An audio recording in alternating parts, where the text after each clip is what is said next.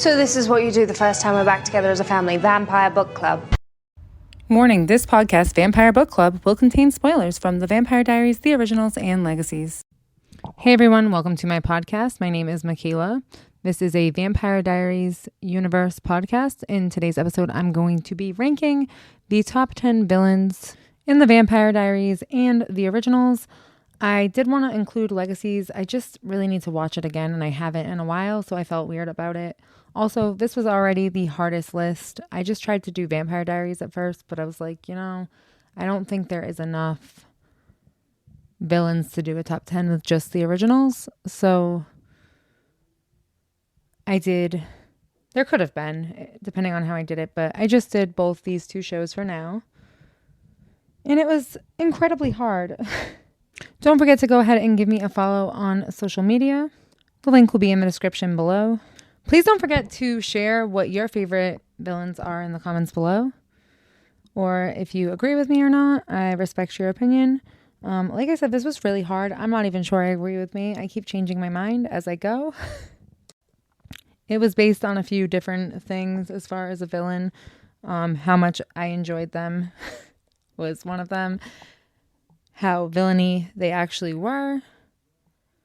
Including the fear they instilled, the strategy they had, or the kills that they had. But seriously, this was like the hardest list I've ever had to come up with, and I don't even, like I said, I'm still deciding as I go. So I'm going to start off with some honorable mentions, and I'm not going to really give too much of an explanation for the honorable mentions, and they're not going to be ranked in any type of order, but here they are. So Augustine vampires and the scientists themselves, Marcos and the travelers. I really didn't want to put them, but they actually did strip magic from an entire town and killed some of the main characters. Cade and the sirens, I just found them to be boring and not really scary. I feel like there was just so much potential wasted with them, but I really did like the idea of the devil and the sirens. Lily's heretics, Aurora D. Martel, the Dr. Jekyll and Mr. Hyde version of Alaric as an original and not an original. And I almost included this last one on my final list, but I didn't. So Silas. And again, really cool concept, really scary build up, but I just feel like the delivery and the potential was wasted. So that's why he's not on the list. So number 10, Reina Cruz. And although I didn't think at first she was going to be that scary, she's pretty badass. She literally nonstop slaughtering vampires. Kind of sucks for her. She never really actually gets to enjoy her lives. And I really thought that they only brought her in there because the actress does have similarities, physical similarities to Nina Dobrev, who just left the show the season before that. But the amount of vampires that she did kill was pretty impressive, so I think I needed to put her on this list, as well as the fact that when Stefan shows up in New Orleans, he's actually afraid of Reina, and the other vampires that are ancient are also afraid of her, and really, she's one of the very few things that can actually take out an original. Well, I guess they never say that Reina can take out an original, but I think that she could. At the very least, she would be able to torture them with the Phoenix Stone. Not really sure, but Klaus was scared. I like how they bring Julian into her story to introduce her, and then the Armory wants her. She's pretty useful in a lot of different ways. She goes across both of the shows in a very short time. But she could harm a hybrid, a heretic, so I don't see why she couldn't harm an original. I mean, obviously those are two different things completely, but I'm just saying, without ripping his head or heart off, and that's the only ways to kill a hybrid, and that was not done. They should have included Reina Cruz in that theory. And magic can't be used on her, as well as compulsion, which I believe is just magic, but it can be used on her, and they make anti-magic pills of her. So she's pretty cool. She's a pretty good villain. She's obviously magically spelled. But I like that all of vampirism knew who she was. Old ones, young ones. And they were all equally afraid. Number 9, Michael Michelson. And I really did want to put him higher on this list, guys, but the reasons I didn't were because he's really only a villain in To Klaus, although he is a savage and will murder anybody in his way. He is fixated on harming Klaus and hates Klaus for no reason and kind of always has, he's more like an arch nemesis, but because he is a parent and he will also harm his other children who are actually his children in order to get to his nemesis, who by the way was just a child, so it's really just you're an abusive dad, is why I included him on this list. And just his delivery and hatefulness deep down in his soul are part of the reasons that he is a villain. He is pretty ruthless overall and is not afraid to threaten or kill if he needs to. And I just enjoyed him. I thought he was great. Like, I hated him, which is what makes a good villain. But I loved him because, like, he was just evil. He literally spends in over 1,000 years chasing his child to kill him. He even hated him before he found out that he was not his child. Just the way he's like, nobody cares about you anymore, boy. Can't even do it like him, but he's great. And he's just a fun character. Even Finn, who is hated by most of the other siblings, warns Freya that like Michael is not good at all, and he was never the same after Freya went missing.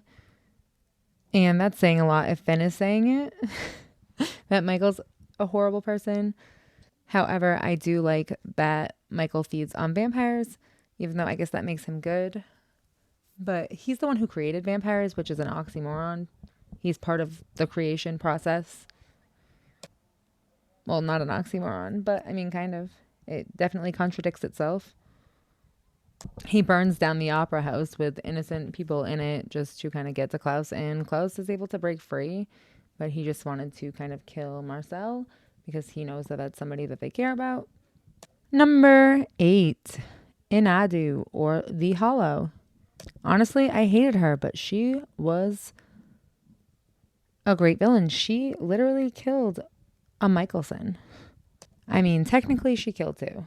She killed one of them twice, but one time it is very directly she is responsible for Elijah's death, and the next time it is because they are trying to get rid of her permanently that they willingly kill themselves. But either way, she kills a Michelson, an original vampire. So I'm just scared of that alone within itself. And then on top of that, she also created the werewolf curse. Her own people had to kill her because she was so powerful and she loved being evil. It was a pleasure for her to kill things. They tried to bless this pregnancy when her mother was pregnant because she was from the 2 most powerful tribes. However, she just was too blessed, I think, and she was too evil. Literally, she got stronger in death, which that's why Elijah and Klaus's death never made sense to me. Like, it didn't make sense when the only way before was to separate her. It made no sense that them sacrificing themselves would kill her. However, this isn't about that. She literally used children. She used people's weaknesses. She helped people get what they want, knowing that they would help them. For instance, she had Cole do the totem and trap Marcel and Rebecca in trades for Davina to come back. She just had so much darkness in her that even the darkest of creatures were taken over pretty easily, and she was power hungry. She wanted more power. She had an insatiable thirst for power, and she didn't stop. She wanted hope. She wanted children. She wanted anything at all that she could sink her little teeth into. And when she did die, they had to take her 4 bones and separate them at different ends of the earth. And that bone was, one of those bones was Papa Tunde's blade, which literally, like, when you're stabbed with it, it gives you horrible, horrible torment. Number 7, Ketsia. And honestly, I was skeptical to even put her on this list, but I did put her at number 7 because, first of all, I love she's like the only scorned lover trope that we really see here, other than like Aurora, but like that was just more like a Klaus backstory fun thing, more than like a scorned lover who literally creates the other side to keep the two of them apart. She literally finds doppelgangers. She creates the doppelgangers, like from her spell. She creates the first vampires. The immortality spell that Esther uses was created by Ketsia first. And this was all because her handmaiden fell in love with her man and they used her. And I get that. I feel that.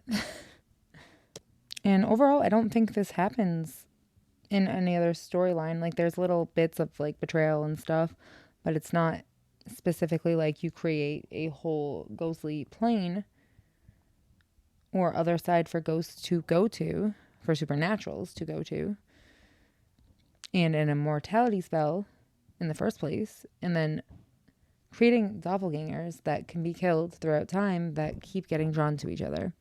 And then she erases all of Stefan's memories. She is able to do a bunch of crazy things, and she is fueled by jealousy, hatred. She makes Amara the anchor, which is so funny and so crazy. She's like batshit crazy. And Damon's like, okay, crazy pants, but she's literally just seeing living and dead, and she's so confused. And it was very smart to tie the other side to her, and now she's had to feel the deaths of 2,000 years of people who are supernaturals that have died. She was able to mess with Stefan's daylight ring, and she acts like she's helping him, and she's like, did you not just listen? I have trust issues. And she's funny. And she lures Katherine and Elena there. And it's just pretty good. I like it. I like her. I like a good love trope story. And I think that this was really the only one. So I put her here. She was just filled with hate and jealousy, and it really controlled all of her decisions. And that's what made her great. Number 6, I did 2 villains, kind of. They had different stories, but they were the same villain. And this is going to be Lucian Castle and Marcel. Honestly, I just wanted to include them both on the list and not cut anybody else. So I think that it works, as Marcel is the one to carry out Lucian's plan using Lucian's creations. And obviously, like I said, they are 2 different villains, and without Lucian, Marcel wouldn't have been possible. Lucian was plotting revenge against the Michelsons for 1,000 years. And in these years, he was very strategic. He was like very thoughtful in his revenge. He was fueled by revenge. He was fueled by becoming better than the Michelsons. He was wronged by them. He lost the woman of his life by them. I guess this is another scorned lover story. My bad. But I think it's deeper than just that. It was more about stature. I have an episode about that if you guys want to go check it out, about Lucian Castle in general. And when Lucian is introduced, you really think that he is a friend and he's here to help. But he right off the bat, you're not sure though. You're not sure. But right off the bat, he starts lying. He starts lying about werewolf bites and how he's cured them. He says he didn't get bitten by a werewolf when Elijah clearly saw it happen. And then we see him cure it himself and tell Klaus that he does not need the cure. So he has engineered his own werewolf cure, which before this was only Klaus's blood was the only cure and hopes. But he has all kinds of resources and technologies and all types of things, and he's thought out every part of this. He's working with the ancestors. He is really strategic. He really wants revenge. He really wants Aurora. He really wants to pay them back for abandoning him and for making him think that he was a Michelson by compulsion in order to kind of be chased by Michael. Michael had chased Lucian, Aurora, and Tristan for a whole century. And even after that, they had to, they were still being chased by him. So Lucian wanted the girl. He wanted the power. He wanted to stop being bettered by everybody. He wanted to be above and beyond. And honestly, he was. He should have just left his revenge behind him, but he just couldn't. He needed to take out the Michelsons to feel superior to them. He even says it in his ad for his castle making thing. I think he even gives himself that last name because at that time, last names weren't a thing, or they were just becoming a thing in I forget, I think he was in France. So like and in that time frame, that's when that was all starting. So I feel like he gave himself the last name Castle to feel superior and like like a force of that couldn't be reckoned with, even though castles do fall. And we see him fall because he underestimated Freya Michelson. To be fair, she wasn't there for the past 1,000 years. They couldn't really, so I'm sure it was harder to know her weaknesses. That's why he tried to seduce her, but I think he actually liked her too. I really wanted a little bit of them. And when he dies, Marcel is angered because the way he dies, Freya uses Davina, and Marcel is done with it. Marcel thinks that he is her family.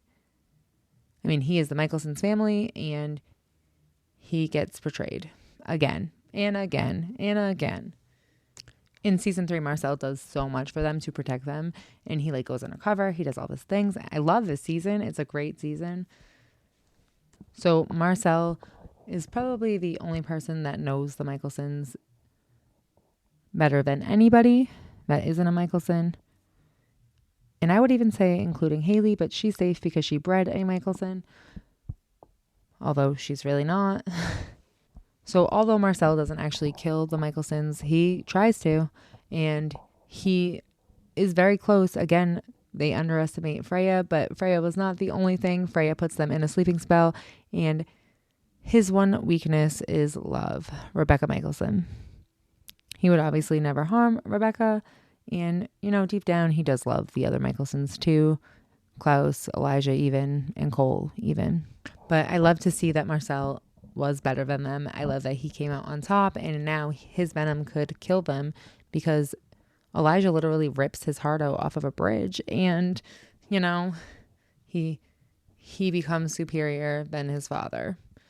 I wonder if he could kill Hope. Obviously he wouldn't, but I wonder if he actually could. And I really liked seeing Marcel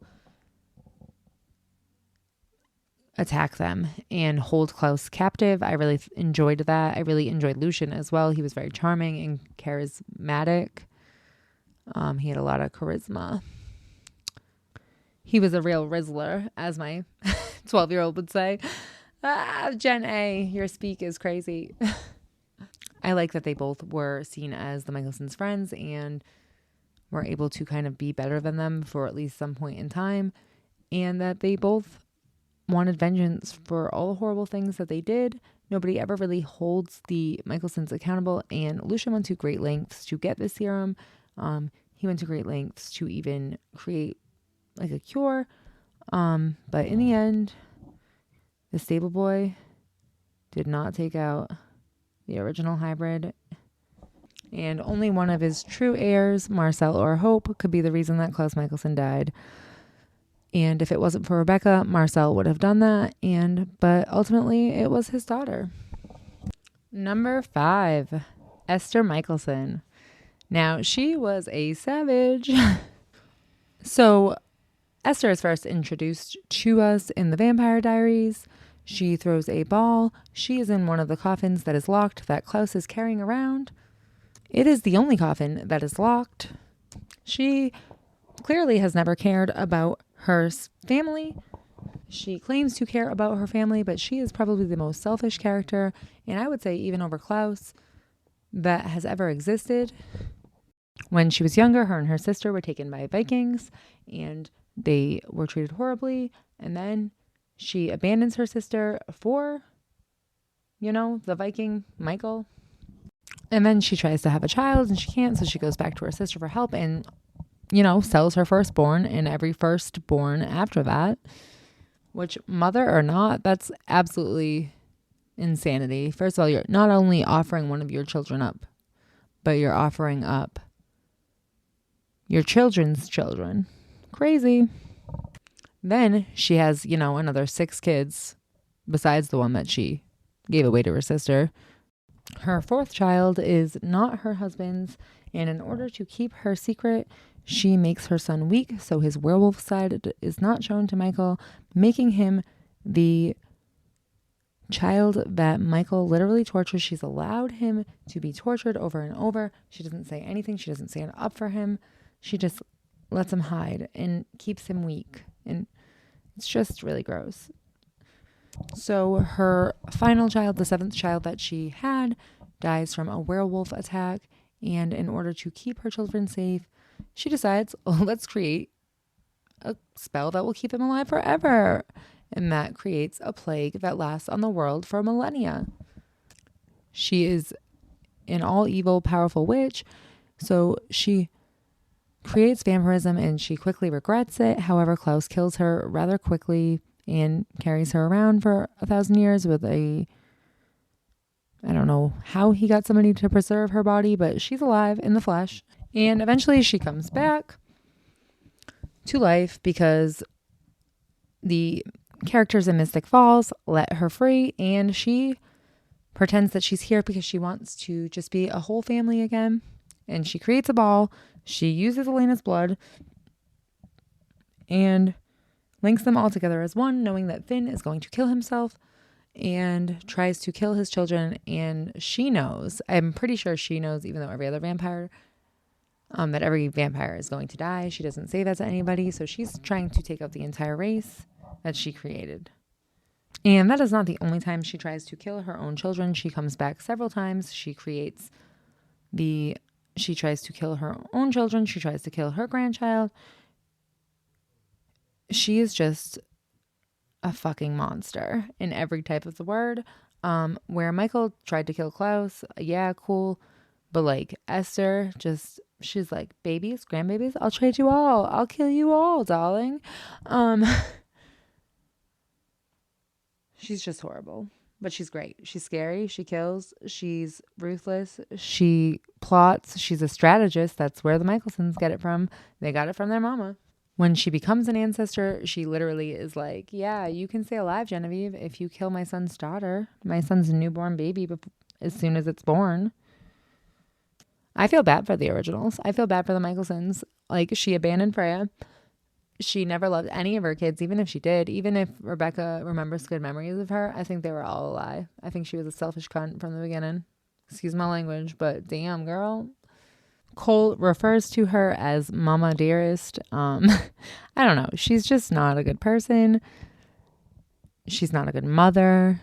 She is probably the only person that's supposed to keep you safe and nurture you, and she never does that once to her children. Even if she does, it's the stuff that she does back to them is horrible. Number 4, Dahlia. I really like Dahlia's storyline. She is just here for power. She feels robbed from her sister. She was a firstborn Michelson, and not Michelson, but whatever Esther's line is, and she is one of the strongest in the family. Firstborns are strongest. Hope and Freya fall into that category. Dahlia literally murders Aiden. She is a strategist as well. This must be a family trait because she crushes it. She kidnaps trades her power to help Esther to be able to breed children. And in order to do that, she was promised Esther's firstborns and all of their children's firstborns forever. So she was going to be able to drain powers. If it wasn't for Esther's little, vampirism spell, she probably would have had a lot more power by now. She probably would have been unstoppable at some point. She is able to sense when magic is being used. She puts her and Freya in a preservation spell. She's coming for a child. She knows that she messed up with Freya because Freya was too old to remember that she wasn't her mom and rebelled against her the entire time. So she tries to rope Klaus into it and has Klaus kill his mother. Hope's mother, but Klaus is like, I have something better planned for her, and keeps her as a wolf. And I think he's just butthurt because Haley tries to run with Hope and he couldn't see that she was just trying to protect Hope. And he thanks her later on in the series, that was the right choice and that she always protects Hope, and he thanks her for that. And he thanks her not for leaving like she should have, and he gets why she should have. But Dahlia uses other people to send messages. She is putting the fear in everybody. She even has Esther scared. So if Esther's scared, I'm scared, bro. Esther's a scary bitch. She's a ruthless bitch. Dahlia was more powerful than Esther as well. Dahlia did a lot of different magic that a lot of witches these days don't know about. So I thought that was pretty cool. Even like she was supposedly more powerful than Esther. Obviously, because she was a firstborn, but there was other things that went into that too. Okay, so again, I guess Dahlia really did love Esther. Maybe this is another scorn lover thing, but again, that's not like the whole of it. It's more like she just wanted a family and was abandoned. It's more like a Klaus story where your family abandoned you and not like a lover cheated on you.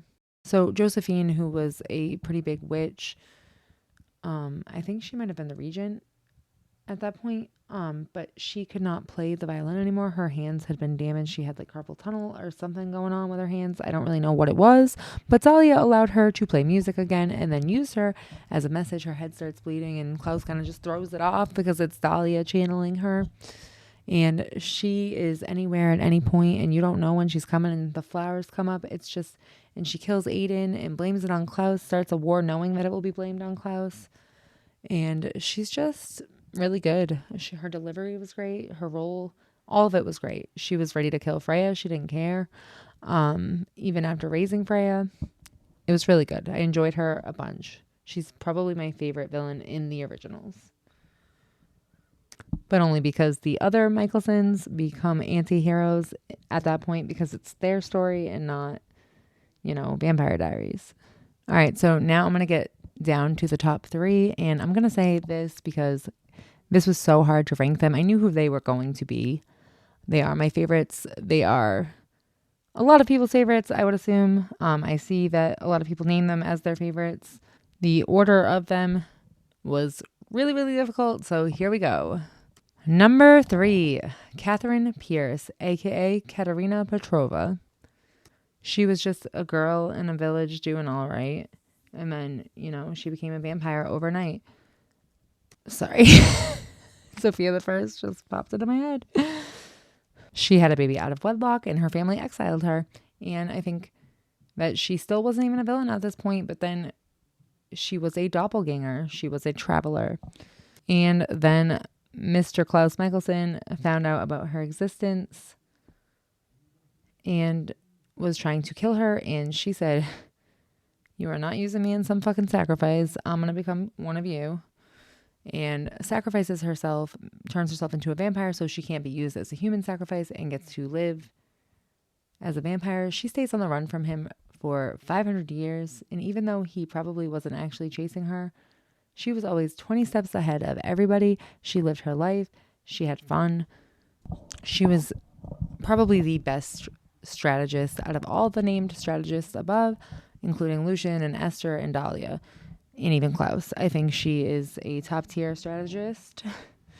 She quite literally compelled whole towns to forget about her unless she was talking to them herself. The only downfall to that was she had a doppelganger and they couldn't tell the difference. So to them, it was her. She would have never been found if it wasn't for Elena. A lot of people are like, Damon looked for her for 150 years. Klaus looked for her for 500, and Rebecca and Elena found her in one day. No, Elena found her in one day. Rebecca was just there for the ride, and she helped a little bit, but Rebecca wanted to keep driving. Elena wanted to stop, and Elena looked just like her. Elena's face was the only thing that was going to do it. Or Catherine's, obviously, same face.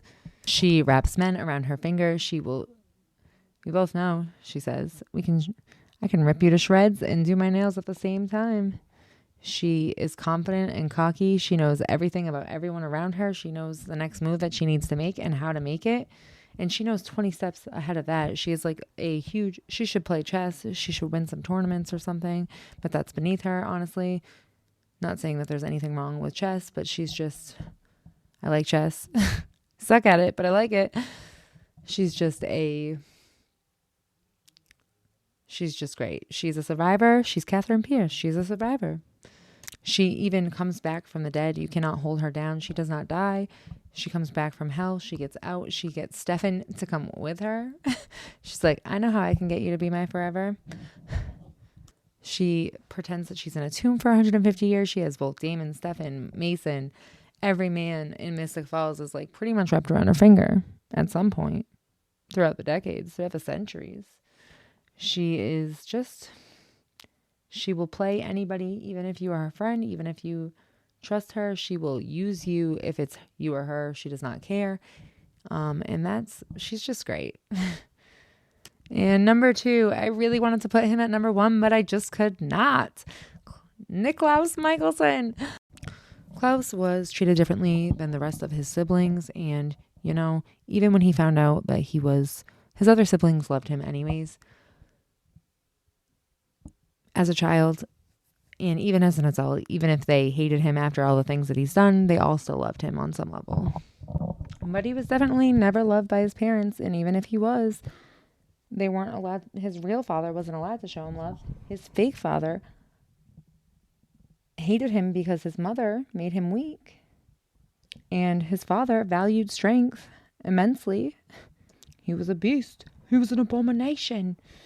He couldn't aim or pull back the bow enough, or whatever the case was. He was just weak, and Michael hated weakness. And Esther kept him weak because she didn't want to let him know his secret.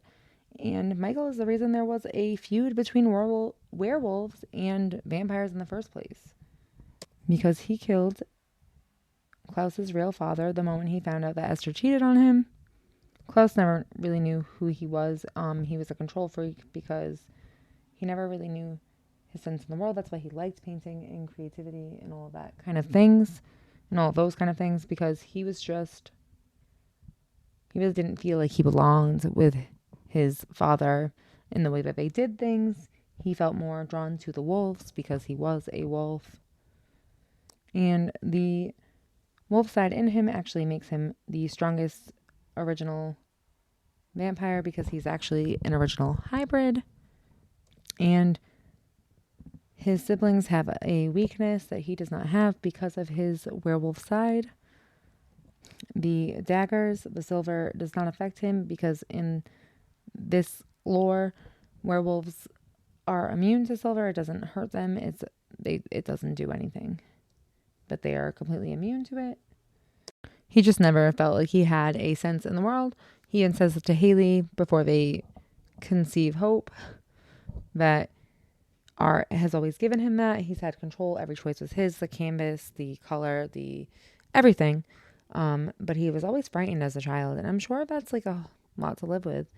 And he wants to be strong. He wants to not fear anybody, but he continuously, even as a savage that he is, even knowing who he is, he continuously is afraid of Michael. He literally, Damon name drops Michael and he runs. He drops everything. He drops Damon and runs. Rebecca uses Michael to get rid of Klaus, lures Michael in because at this point, Klaus is more of a savage than Michael because he's so damaged beyond repair, I think. I mean, he's not beyond repair, but kind of. In the books, he was a lot more savage.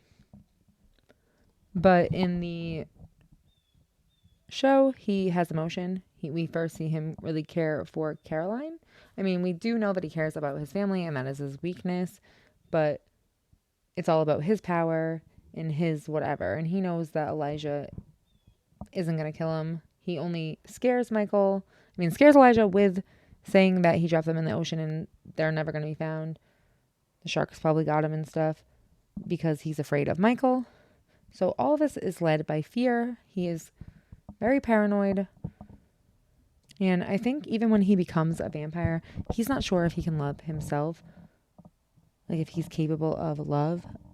It's not until he meets Aurora that he realizes he can love as an evil thing, as an evil creature.